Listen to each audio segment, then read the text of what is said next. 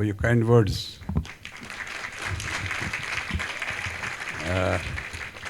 You see, our people are very law-abiding, very peaceful.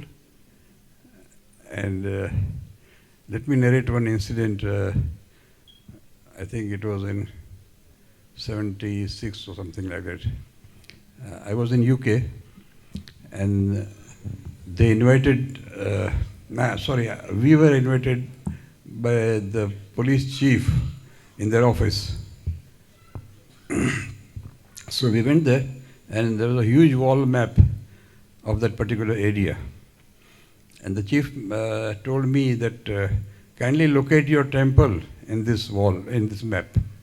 It was very difficult to locate on the huge map, but there were small tablets on the map which mentioned the crime rate in that particular area. So he said, very easy, wherever there is a lowest crime rate or no crime rate, that is where your temple is located. So this is the impression which our people carry. They are brand ambassadors of India.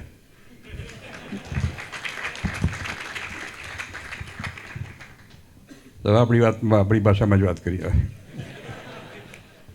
સૌથી પહેલાં એક ખુલાસો કરી દઉં, આ cake ફરાળી હતી,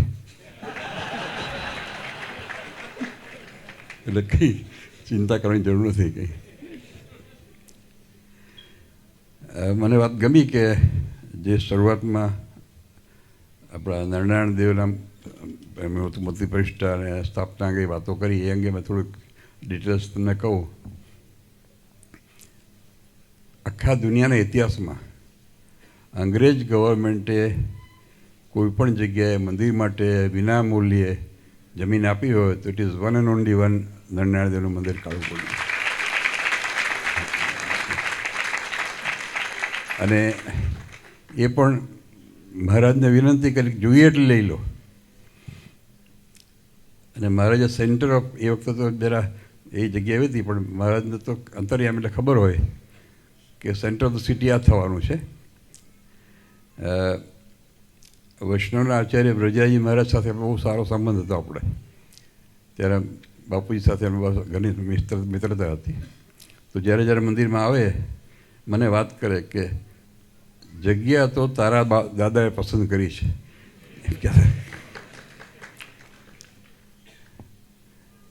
પછી જ્યારે ખાતમુહૂર્ત કરવામાં આવ્યું તો વણકી ઘોડીએ ડાબડાથી પગથી ખોતરી જમીન. એટલે મહારાજે જરા જોક કર્યો કે જો અમારા પહેલાં તો વણકી ઘોડીએ ખાતમુહૂર્ત કરી નાખ્યો. પછી જ્યારે ખાતમુહૂર્ત થતું હતું અને આનંદાનંદ સ્વામી વોઝ એક્સ મહારાજ ઓફ ભરતપુરના રાજા હતા અને ત્યાંથી દીક્ષા લઈને પછી મહારાજના આશ્રિત થયા. તો એમણે વાત કરી મહારાજ કે મહારાજ આપણી પાસે પૈસા તો છે નહીં, ક્યાંથી મંદિર કરશું આપણે? એટલે મહારાજે બહુ સરસ વાત કરી છે કે તમારે ચિંતા નહીં કરવાની, જેણે ખાતમુહૂર્ત કરાવ્યું છે એ જ કળશ ચડાવશે, તમારે શું ચિંતા છે? મહારાજે એમને કહ્યું હતું. આ રીતે શરૂઆત થઈ. અને જ્યારે પ્રતિષ્ઠા કરવામાં આવી ત્યારે 84 કરી બ્રાહ્મણોની. તો મહારાજ કેવા કેલ્ક્યુલેશનવાળા હતા એનો એક એક્ઝામ્પલ છે કે મહારાજે આજ્ઞા કરી. કણભાના એક સત્સંગી હતા, એમને બધું હિસાબ રાખતા હતા શોપિંગનો. પણ એમને મહારાજે એક આજ્ઞા કરેલી કે જ્યાંથી સીધું સામાન લાવો કન્ડિશનલી લાવજો. પેલા કે એટલે એમ કે વધે ને તો તમારે પાછું લઈ લેવાનું દુકાન. આટલો બધો હિસાબ. પણ જ્યાં જરૂર પડે ને ત્યાં મહારાજ પછી એ લિમિટ છોડી દેતા હતા. કારણ કે જ્યારે 84માં ભૂદેવને જમાડતા હતા ત્યારે પીરસનારાને સબડકાનો અવાજ આવ્યો. સબડકા એટલે ખબર નહીં બધાને, આમ અવાજ કરીને લિક્વિડ હોય ને, લિક્વિડ એ ખાય, આમ સબડકા સાથે ખાય. તો પીરસનારે વિચાર કર્યો કે આમાં આપણે લિક્વિડ તો કંઈ પીરસ્યું નથી, સબડકાનો અવાજ કેવી રીતે આવે છે? પછી ખબર પડી કે જે લાડુ હતા ને એમાં એટલું ઘી હતું કે લિક્વિડ જેવું હતું, એટલે સબડકાથી ખાવું પડતું લાડુ. અને અમદાવાદ મંદિરની રચના એવી છે ટોટલી શાસ્ત્ર પ્રમાણે. સિંહાસન જે છે એને કમલાકાર સિંહાસન કહેવામાં આવે છે. જેમ આપણે કમળ હોય એમાં ટ્યુબ હોય અને નીચે પાણી હોય, એટલે જ્યાં નરનાણદેવ પધરાયા છે એ કમલાકાર સિંહાસન છે. નીચે ટ્યુબ્યુલર સ્ટ્રક્ચર છે અને નીચે નાની કૂઈ છે, કૂવો છે નાનો, અને ભોંયરું છે જે શિવજીની શિવલિંગ છે બાજુમાં, ત્યાંથી બાજુમાં બારીમાંથી ભોંયરું છે નીચે, અને ભોંયરા નીચે એક કૂવો છે નાનો, અને એના પાણીમાંથી એક ટ્યુબ્યુલર સ્ટ્રક્ચર લઈને એના પર સિંહાસન બંધાયેલું છે. એટલે કમલાકાર સિંહાસન કહી શકાય. આ બધા જાણતા નથી, જોયું નહીં કોઈ, પણ અમે તો અંદર જઈને જોયું છે. અને મહારાજે ભોંયરામાં એટલું, કારણ કે એ વખતે એસી તો હતા નહીં ને, ક્યારેક કાંઈક મહારાજને ગરમી લાગે તો ભોંયરામાં જઈને પોતે આરામ કરતા હતા. આવો ઇતિહાસ જૂનો છે. તો એવા નરનાણદેવ આપણને મળ્યા છે, અને એનો મહિમા તો અપરંપાર છે. મહારાજે તો પ્રથમના 48માં વચનામૃતમાં બહુ ચોખ્ખી વાત કરી કે સત્સંગી માત્રે નરનાણદેવની મૂર્તિ પૂજામાં રાખવી શ્રીજી મહારાજની આજ્ઞા છે. એટલે એવું નથી કીધું કે વડતાલ દેશના હોય ના રાખે ને તમામ સત્સંગીઓને. અને મહારાજે જે સ્વરૂપ પધરાયા છે ને એમાં ક્યારે ભેદ ન જાણવો. શિક્ષાપત્રી મહારાજે બહુ સ્પષ્ટ કહ્યું છે કે અમારા સ્વરૂપ પધરેલા સ્વરૂપમાં ક્યારે લક્ષ્મીનારાયણ દેવ નરનારાયણ દેવ ક્યારે ભેદ ન જાણવો. અમારું સ્વરૂપ જાણ મેં પધરાયા છે. ISSOનો વાતો કરીએ થોડી. તો સંકલ્પ ક્યાંથી થયો? કારણ કે એ પહેલાં વિદેશમાં આપણા ઘણા બધા મંદિરો થયા હતા, પણ every temple was an individual trust, જુદું ટ્રસ્ટ, દરેકનું કોન્સ્ટિટ્યુશન જુદું હતું. ત્યારે અમેરિકા ગયા મેં પહેલી વાર, વિચાર કર્યો કે દરેક જુદા જુદા ટ્રસ્ટો હોય તો એ પોલિસી એક જળવાઈ ના રહે. એટલે અમે ત્યાં ISSOની સ્થાપના કરી, અને ISSO is nothing else but Narnarayandev ગાદીના નરનાણદેવ મંદિર સાથે જોઈન્ટ ટ્રસ્ટ છે. કારણ કે વિદેશમાં ટ્રસ્ટ હોય તો જુદું ટ્રસ્ટ કરવું પડે, સ્વાભાવિક છે.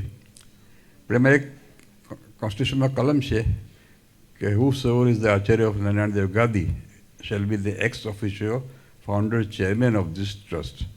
એટલે આચાર્ય મહારાજ, he is an alien, he doesn't belong to this country, he cannot sign any checks because any signatories, but he is the founder chairman of ISSO. જે પણ આચાર્ય જે વખતે ગાદી ઉપર હોય તે.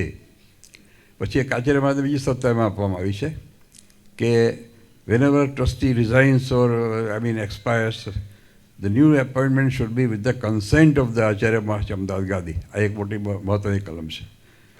એટલે you have to just ask. એટલે જ્યાંથી લિંક રહે આચાર્ય વચ્ચે, અમદાવાદ ગાદી વચ્ચે ને આ મંદિર વચ્ચે. થર્ડ થિંગ એવી છે કે એને છેલ્લો ક્લોઝ કે in case this trust is dissolved, the entire assets will be transferred to Ahmedabad Narayan Dev temple, prevailing the laws during those days. આટલી જ એક લિંક છે અમદાવાદ ગાદી સાથે. બાકી you are totally autonomous, but at the same time you belong to Narnarayan Dev ગાદી. This is nothing a separate entity. અને એના કારણે અત્યારે અમેરિકામાં લગભગ 20-27 મંદિરો થઈ ગયા છે, because we belong to same trust number. અને એક મંદિર થયું હોય, બીજા મંદિરની જરૂર હોય તો all the temples get together અને દે સપોર્ટ ધ ન્યૂ પ્રોજેક્ટ. તો આવી રીતે બહુ ફાસ્ટ મંદિરો થાય છે. તો ટૂંકમાં એ સૌ ઇતિહાસ કયો. આજે ખૂબ આનંદ થયો. એકાદશીનો પવિત્ર દિવસ છે. એકાદશી એટલે આપણે લિટમસ ટેસ્ટ કહીએ ને, કેમિસ્ટ્રી ભણવામાં આવતું લિટમસ ટેસ્ટ ભણતાનો ખ્યાલ આવે. આલ્કલાઇન લાઇન ને એસિડિટી વચ્ચે આવે છે ને લિટમસ ટેસ્ટ. એમ એકાદશી છે ને આપણા સત્સંગ માટે લિટમસ ટેસ્ટ છે. If you like Ekadashi, you are ideal satsangi. If you hate Ekadashi, you are not.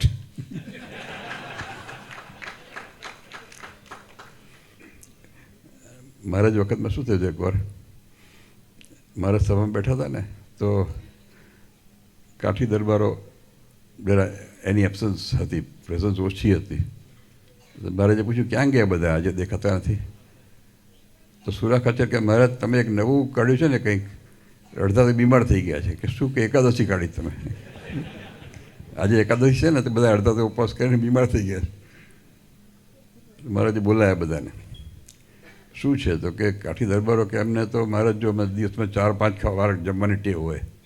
સવારે શિરામણ કરીએ, બપોરે લંચ અને રોંઢો કે એવું કંઈક એના તમે રોંઢો, સાંજે વાળું, એટલે 3-4 વાર તો જમવાની ટેવ હોય. તમે આવું બંધી કરો તમારે ક્યાંથી સાજા રહીએ, બીમાર થઈ જઈએ ને કે.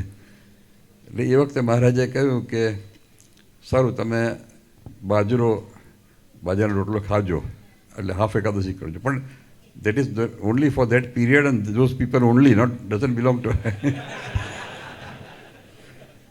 કારણ કે શિક્ષાપત્રી મહારાજે બહુ સ્પષ્ટ કહ્યું કે આપતકાળના નિયમો એ અલ્પ આપતકાળમાં લાગુ ન કરાય.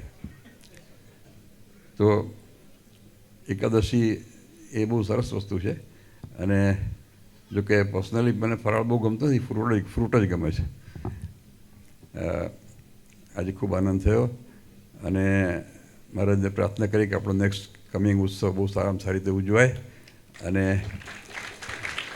આપણે બધા એક છત્ર નીચે છીએ. હું ઘણી વાર દાખલો આપું, તમે કદાચ સાંભળ્યો છો પહેલાં. એકવાર અમે ગામમાં ગયા અને વરસાદ પડતો હતો.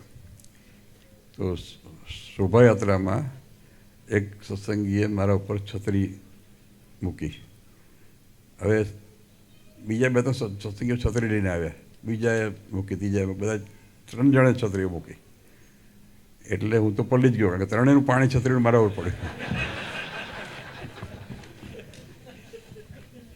આમાંથી મોરલ શું લેવાનો?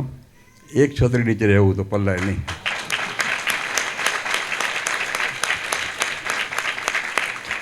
આપણને નારાયણ દેવ મળ્યા છે. આપણે તો બહુ અવભાગ્ય છે કે આ મનુષ્ય દેહ મળ્યો, સત્સંગ મળ્યો. આપણા નંદ સંતો વાતોમાં લખે છે કે જગતના જીવો, સામાન્ય જે નોર્મલ પીપલ હોય, એ બહુ સારામાં સારી રીતે જીવે અને એના મૃત્યુ પછી એને જે પ્રાપ્તિ થાય એ પ્રાપ્તિ આપણે સદૈવ થઈ છે અત્યારે. એટલે એ સ્ટેજ તો આપણે વિતાવી ગયા છીએ. વિમળાત્યાન સ્વામી વાતોમાં આવે છે.